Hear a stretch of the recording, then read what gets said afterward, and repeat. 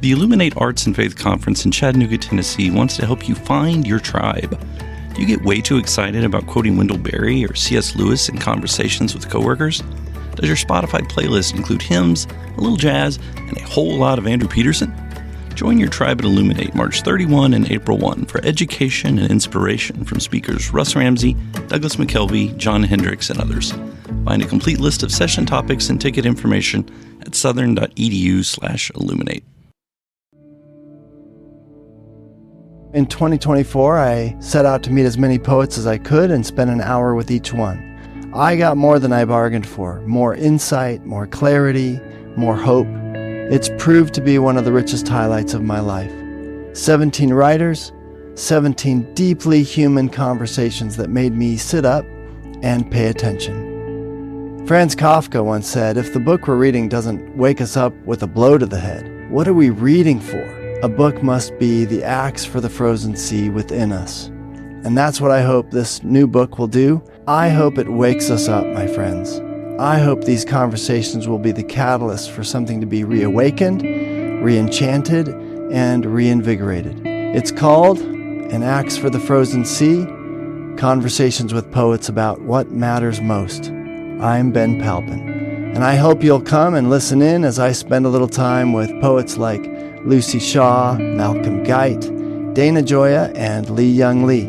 Pull up a chair at the table as we dig into what it means to write well and to live well. An Axe for the Frozen Sea is now available from Rabbit Room Press. Visit the store at rabbitroom.com, or better yet, ask about it at your favorite bookseller.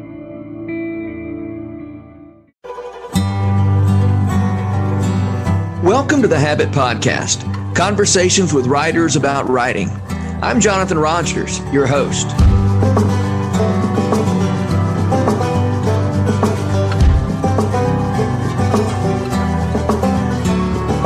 Here in the Western world, even in the midst of a pandemic, we somehow manage to keep ourselves pretty well insulated from the reality of death.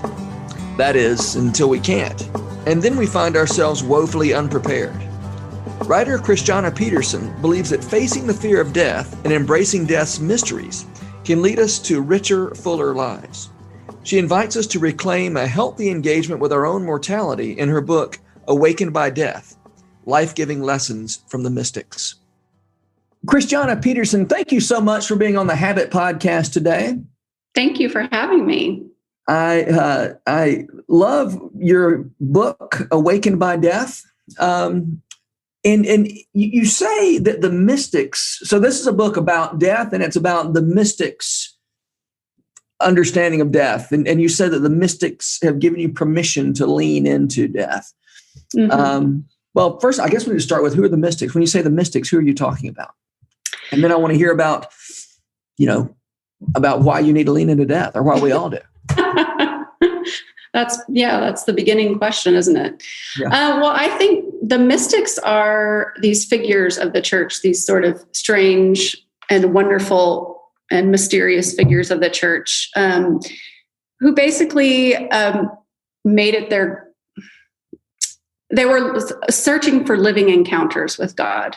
Mm-hmm. And in the mystical tradition, a lot of times that meant contemplation, being embedded in prayer, ascetic practices for some of them.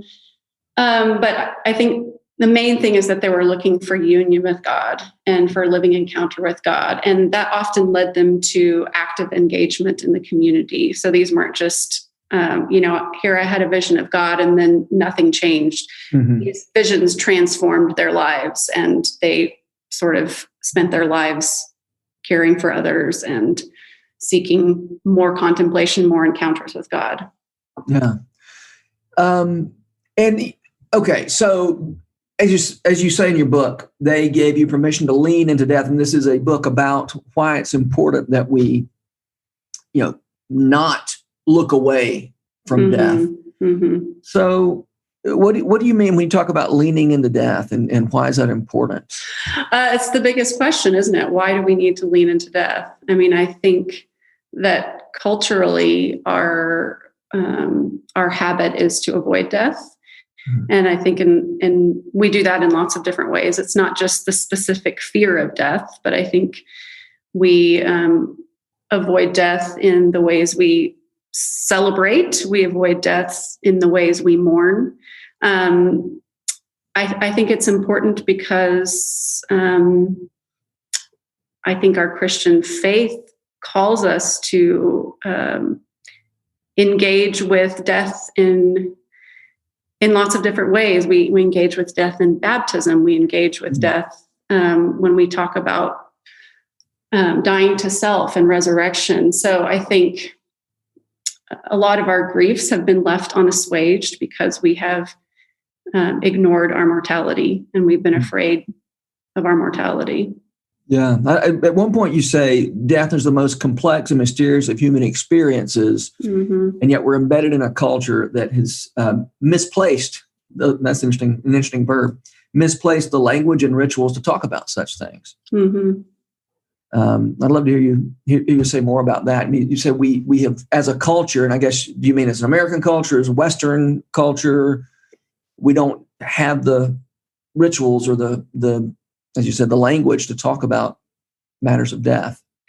Well, I think you could say American, but I also kind of broadly talk about the Euro-Western approach to death and how we culturally avoid death. I think that when I'm talking about losing our rituals, I think we all know that communities of faith are no longer the locus in a lot of ways for a lot of our rituals. Mm-hmm. And I mean, there's a lot of reasons for that, but a lot of the rituals of death of our ancestors, and this is true in many cultures, happened in the community, in a kind of a local community. And as we become more and more individualistic, and also we're spread out more, we've lost sort of those local traditions and rituals that have brought us through life and death, where death was a natural but grieving, horrible part of life. Mm-hmm. It happened in the same place where life was happening, where family was gathering, where we were worshiping together. And as we become more and more spread out, even the location of our graveyards and cemeteries, those used to be around our churches. Yeah. And now those are private memorial gardens, or they're off outside the city limits. So, I think that's one of the ways that we have sort of lost some of the things that to be a part of our culture. I know I'm sad that even if I can't even find a church. I mean, I'm sure there are churches somewhere in Nashville where you have to walk through the cemetery to get to the church door. Mm-hmm. Mm-hmm. Actually, I say I'm not sure there are any churches where I live that you have to walk through a cemetery. There probably aren't very many in this country. We have to walk through the cemetery to get to the church door the way you do in Europe. In parishes. And our church, we go to a small Mennonite church that's been around since the 1800s, I think. Mm-hmm. And you don't literally walk through the graveyard to get to the church, but it's surrounded by a cemetery on both sides. Uh-huh. And I think it's a beautiful example of the way that we used to do death. I mean, we have an elderly population in our community, in our church. Mm-hmm. So there's several people that are in their 90s, and a lot of them were born into this church. They were baptized here. They were married here, and they will die here. And there's such a rich symbolism of all of those important aspects of life happening. And then this community of faith will take your body from inside the church, and it will go right outside, and you will be buried in the earth. And that's just something that we don't really experience much anymore in our country. Yeah. When you say that we've lost or we've misplaced the language and the rituals for talking about death, do you see this book as sort of giving us back some of that language, some of those rituals? I mean, I would hope some people would see that. I think for me, a lot of the ancient the Catholic Church has really good spiritual traditions that a lot of us Protestants are a little, have been traditionally a little wary of. Mm-hmm. But that's something really important that I found in my own life is returning to some of these ancient figures in the church and all of the spiritual prayer practices that they offer, because they've been doing it for a really long time.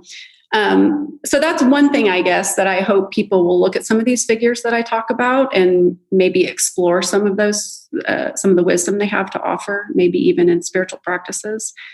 But I guess my main hope for the book is that it will open up conversations for people, that they'll be able to lean into death and think about death more if they've been afraid of it. Mm-hmm. It will help them, talk to their spouse about what would you like for your death, or speak. I've had several people tell me that they've been able to talk to their elderly parent who was reticent to talk about death. So that's my main hope, that it'll be sort of a meditative, drawing you into things that are uncomfortable to think about or talk about. Yeah. You mentioned in your book a dinner that you put on for the purpose of talking about death. Yeah. It was really fun and really enlightening. We have a couple, husband and wife, that we have had lots of meals with, but we just had a very focused conversation. And I think we were all sort of nervous about it before it started, but it just was a beautiful, engaging, hours-long conversation. And I even learned things about my husband that we had. I mean, we talk about death all the time, but there were things that I learned about him just through this focused conversation and talking about how do you want to die, or what deaths have you experienced, or what does it look like for you? What does a good death mean for you? Those are just really important conversations that we don't have very often. Yeah. So what is the fruit of these conversations? Tell me about that. I mean, when you start talking and facing death instead of avoiding death, what comes out of that? That's a great question. I think it makes us more humble. That's one thing. I mean, a lot of these mystics who were staring at death were pretty open and humble, and I think it can make us more open to God and to knowing God more deeply. I think it can help us grieve.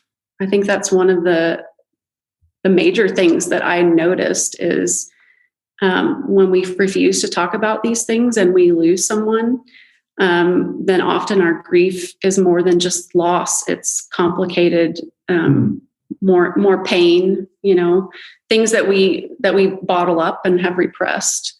So I think leaning into these conversations before death happens can help us in our grief. I think there's lots of things that it can do for us. One point you make in the book, and I think you may have been quoting somebody else or citing somebody else, but the idea that, and this really struck me, that all the ways we have to look away from death and not look at, and not pay attention or to pretend it's not waiting for us,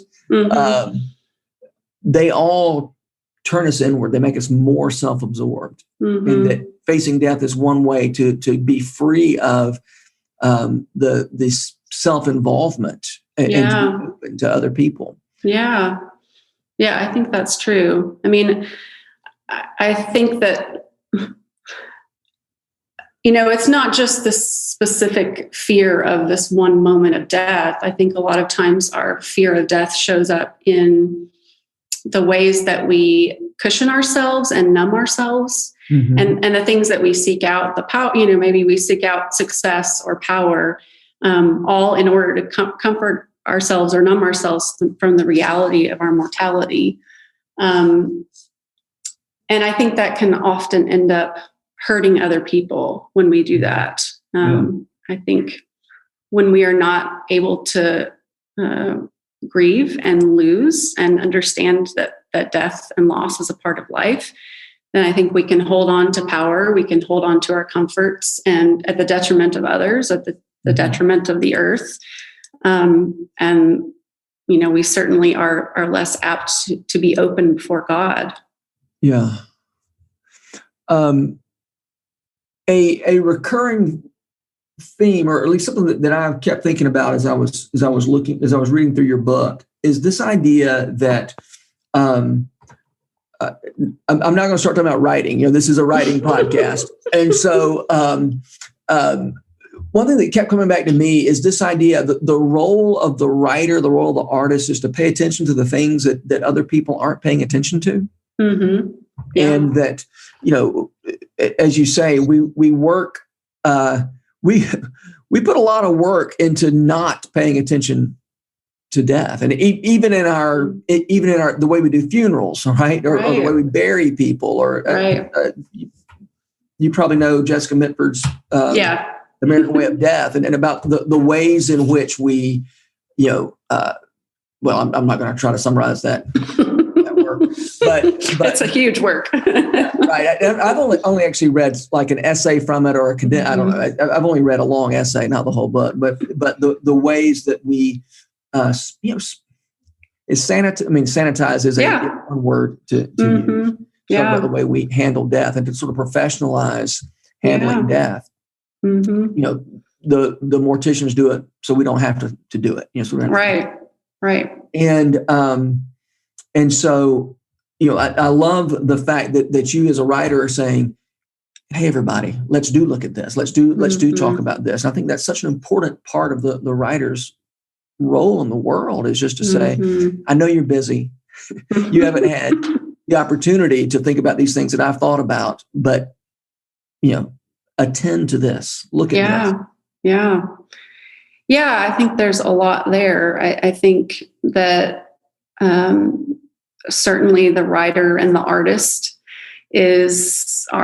the role of the writer and the artist is to offer the world a different lens through which to look at reality, or to peel back the curtain to something or to dig deep into painful, dark things, and to be witness to those things. And I've read a lot of dark things for this book. There were a lot of hard things that I read in order to distill this information. And, in a way, I think writing this book felt a little bit like death. Both that it was really hard, really challenging, really painful at times.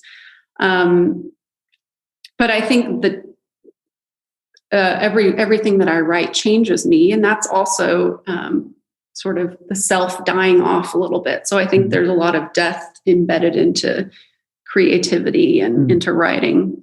Yeah. How did this book change you? How did writing this book change you? I guess I like to say that I'm in recovery from the fear of death. I think it's made me more intentional about having conversations and about thinking about death, and just really meditating, not morbidly on my own death, but just accepting that that's the reality, and being able to talk to my children really honestly and openly about death. I think that's led to good conversations with us. I think it makes you more at peace with suffering, more able to lean into the suffering of other people. I think taking, I haven't had a lot of time since the book was released to really contemplate the ways it's changed me. But I think trying to connect with other people is also a life-changing experience, and hearing people talk about their own death experiences is life-changing. Yeah. You say at one point that death has been tricked into making us see life anew. I like that a lot. I think that, and again, this I guess is a return to what we were talking about a minute ago. That when you avoid looking at death, you are inevitably turn in on yourself, and that when you actually look at death, instead of, hopefully, instead of growing morbid and and fearful, you're open to as you've said, loving other people, to humility, and as humility, not thinking less of yourself, but rather just paying attention to what your actual place in the world is, which is not a bad place. Not at all. And I think when we do experience death in our own lives, and that can be, I talk about experiencing little deaths, like, loss of all different kinds that sort of prepare us for the big D death. That those offer us the chance to be more vulnerable and to have compassion for other people who have also experienced death. And I think as a writer, actually, and this may be getting off topic, but I just read a piece that talked about, it was a psychology piece, and it had a study that they had done that offering death reminders to people actually encouraged their creativity. Tell me more about that. I know they didn't necessarily offer the reason for that, but I think that that death expands our comfort with mystery, or it can expand our comfort with mystery, and maybe allows us to sit in those uncomfortable things. And I think that can open up our imagination, open up our compassion, open up our willingness to be honest and vulnerable, which can only help our creativity. Yeah. When you say death reminders, you mean like an email that says, hey, by the way, you're going to die? That kind of stuff? I don't know exactly what they did in the study, but I imagine it has something to do with memento mori. Memento mori can be pieces of art or pieces of writing that evoke a response that helps you remember your death. Yeah.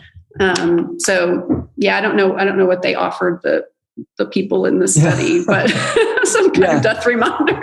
Yeah, right. Maybe not an email. And there's certainly a long tradition of, and I have very mixed feelings about this tradition, but the idea that the poet writes poetry as a way of cheating death by becoming immortal, and basically as a self, kind of a self monument. Yeah. Living so much of that in Shakespeare's sonnets, right? And like I said, I have mixed feelings about that. Yeah. Any effort to become immortal besides just not dying. Yes. Is doomed to fail. But but it also can be a stimulus to creativity. I think our Christian faith hopefully tempers some of that tortured artist and, living immortally through our art. Hopefully that tempers it a little bit. And I think there's certainly a difference between gruesome, morbid art and contemplative memento mori. And I'm sure lots of people would have different levels of what that looks like for them. But I love that you in your book, Oren from Parks and Rec made it into the book. I'm glad you know what that is. Yeah, the sort of walking memento mori, right? Yes. I loved that I could bring Parks and Recreation into my book, because in order to cope with all the stuff I was reading during the day, I would watch Parks and Rec at night. And I was like, Oren, they all hate him because they don't want to be reminded that not everything is funny and lighthearted. Right. Well, can we talk? Let's talk about Oren for a minute, since I've got you here. Oh, please, let's too. Is he? I mean, does his sort of morbid fascination with death, does that count as paying attention to death? I mean, is Oren a mystic? No. I don't think so. I'm thinking more of the creators of the show. that, and who knows if they did this on purpose, but that they dropped him in as, probably not, they're probably not in the same tradition, Christian faith as we are. They might be, I don't want to cast aspersions, but as a reminder of sort of pulling us back down, okay, remember, not all of life is like that, So I don't think that I talk about, do you know who Caravaggio is? I don't know if you read this section in the book, but I talk about the artist Caravaggio, who has painted these amazing biblical stories and very gruesome. Like he's got a painting of John the Baptist beheading, and he painted himself as the severed head. And he would walk around. He died young. He had a violent life, but he would walk around in black. And I think he had maybe a crow, or maybe he named his dog Crow, or something. It was sort of the early modern Oren. So I think that's different than these spiritual contemplative reminders of our death. Yeah. We've been using the phrase memento mori, and just literally reminder of death in that artistic tradition, whereby people would present, you might have a skull, or you might have some other reminder of death as a way to just remind us that where we're headed. I thought I should throw that in there just in case it's good to translate. Any listeners didn't know that phrase. All right, so this book came out just in time for Halloween and All Saints Day, right? Which makes a lot of sense. But this episode of the Habit Podcast is being released during Advent, so I want to talk about that a little bit. Why that's not just inappropriate or ironic, right? There are connections between Advent and the topics that you have been that we've been talking about. And so I had asked you ahead of time, that I warned you that we would be talking about Advent a little bit. So and kind of where I start is with Fleming Rutledge's book about Advent, which is just a collection of her sermons. And she frames Advent, I say she, as if she didn't invent this. I'm just saying it's kind of where I realize that this is a good way to frame Advent in eschatological terms, right? That this is not just about the first coming of Christ, but the second coming. And so an appropriate thing to think about during Advent is the end. Right. And so, and specifically, one thing I love that she says that I hope you will find, hopefully you have some thoughts along these, some things to say about this, but that the prophetic voice of Advent says, we don't, while it is our habit to predict the future based on what we've seen in our past, a more appropriate way to think about the future is that what we know about the future, our future hope, defines the present, right? Not that our past determines the future, but rather that the future determines our present. And that in Advent we look to the Christ, the coming of Christ, breaking into history, both the first time and the second coming. And so that idea of an eschatological view of Advent seems to me pretty relevant to some of the things you've written in your book. Yeah, I really like what Rutledge says about how Advent begins in the dark. I think that Advent holds together what you were saying. It's a paradox. It's this place of mystery and paradox that we're lingering in, where the Christ child we're waiting for has already come. That we believe in the Christian faith that he's already come, and yet we're also waiting for the not yet, the second coming. And I think that paradox is also, or a paradox is also inherent in death for those of us who are Christians, because we have this hope of resurrection. When we lose someone, we're longing to see them again. We're longing for the resurrection, and yet we're living in the not yet. Jesus has conquered death, but we still have to experience death. And I think that's I feel like sometimes we want to swing one way and maybe have a celebration of life, or we want to, be Oren. Yes, or we want to be Oren. And I feel like Advent is an important time for us it's almost a spiritual practice for death.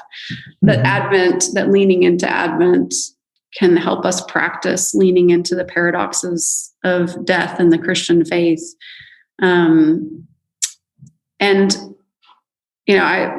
I think there's also in there, I think she talks about like the silence and hiddenness of God in the middle of Advent. And some of the mystics, I don't know if you've encountered the via negativa, the negative theology, where we talk about, we know God because God is unknowable. We talk about the things that God is not, because God is so beyond us that we can't really talk about God. Yeah. Immortal, invisible. Yeah. So light and accessible. Yeah. I think that there's some of that in death and feeling that God is hidden and silent. Bringing up questions of where is God that are also inherent in a lot of the Advent scriptures or in this waiting time. So I kind of see it as a way to practice living in that mystery and paradox. Yeah, that's great. You quoted, I don't know if I'm saying her name right, Joan Chittister. She says, "What we suppress in the light emerges clearly in the dusk." And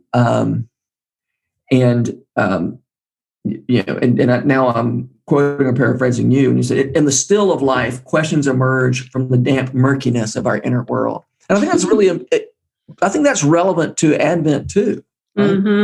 Yeah. Again, as Fleming Rutledge says, this in the church calendar, this is the midnight of the church calendar, right? Right before this is the darkest. Well, I mean, not the way with Christmas creep. That's not what Advent feels like. Yes. But traditionally, centuries ago, Advent was a dark time in the Christian calendar, a time to be quiet, and it's the dusk. And it is. As Joan Chittister, am I saying her name right? Yeah, Joan Chittister. Yeah. I believe she's Benedictine. That are suppressed. I mean, the things that get suppressed during Parks and Rec. Oren. We're back to Oren again. Yes.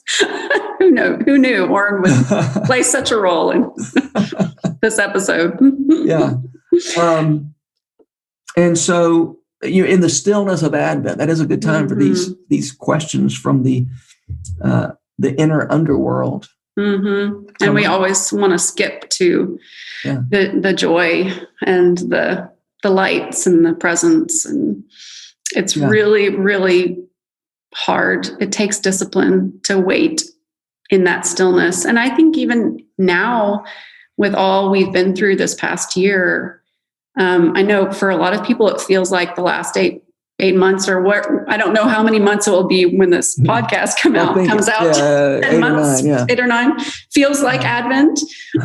But I think it's a good time for us to process the grief that we've been experiencing these last many months, because there's so much grief to process, and just lingering in the stillness, lingering in the quiet and the waiting and the discomfort of waiting for the joy is important.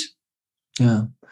You, I assume you had pretty much finished this manuscript before the coronavirus came. Is that true? I mean, I know your conclusion, at least, you address, the coronavirus, but it sounds like you had already finished. Is that right? I was in the last stages, very final stages of editing in March and April. So I did have a conversation with my editor. We contemplated whether or not to go back and, look at all of this through the lens of COVID, but it was so new that it was hard to know how that was going to look. So I just put it in the conclusion that I'm aware that this is happening, and we're going to see where this goes. We don't know what's going to happen. Yeah. So, yeah. Well, all right. I always end these conversations with a question. Who are the writers who make you want to write? So I hope you're ready to answer this question. Yeah, this is a hard question. Surely everybody struggles with this question, all of your readers and writers. I guess different writers want to make me write different things because I love lots of different genres, but maybe I'll stick with spiritual writing and writing about death.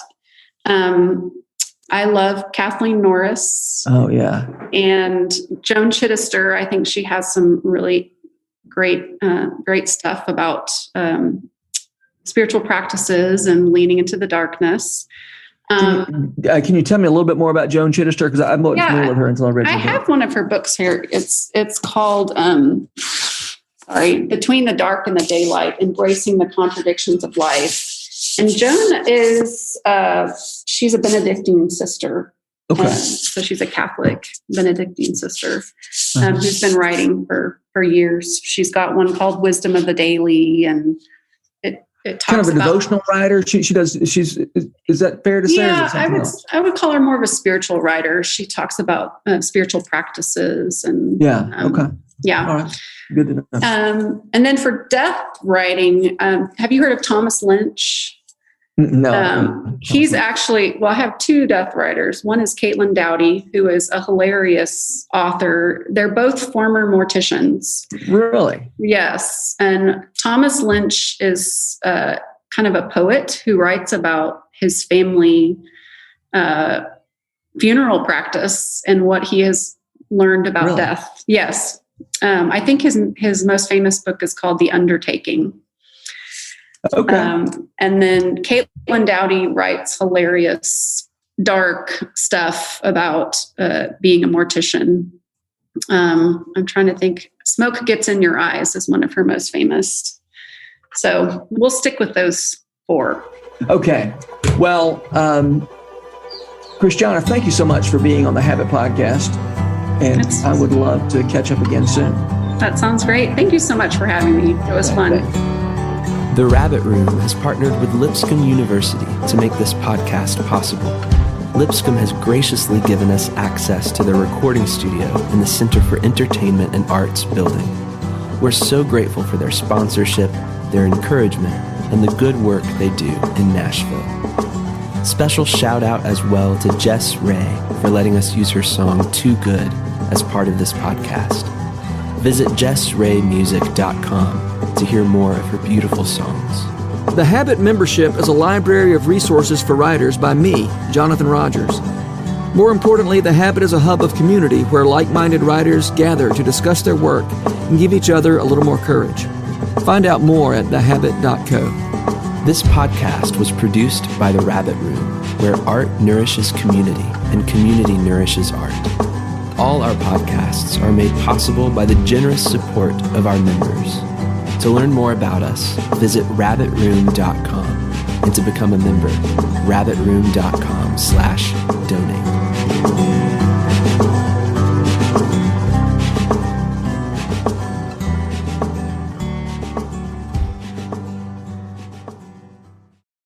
If you've enjoyed this podcast episode, consider joining the Rabbit Room membership.